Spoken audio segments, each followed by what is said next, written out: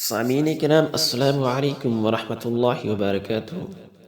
शब बेदारी में ये दुआएं पढ़ने की कोशिश करें।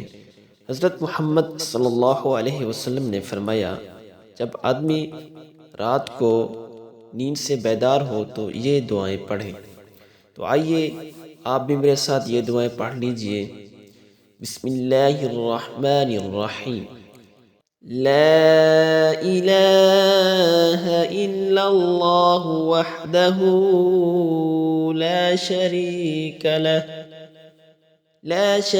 له له الملك وله الحمد وهو على كل شيء قدير.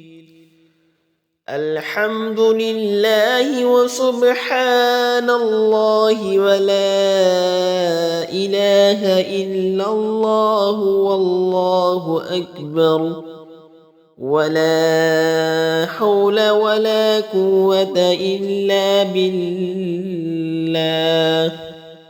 لا إله إلا الله وحده لا شريك له له الملك وله الحمد وهو على كل شيء قدير.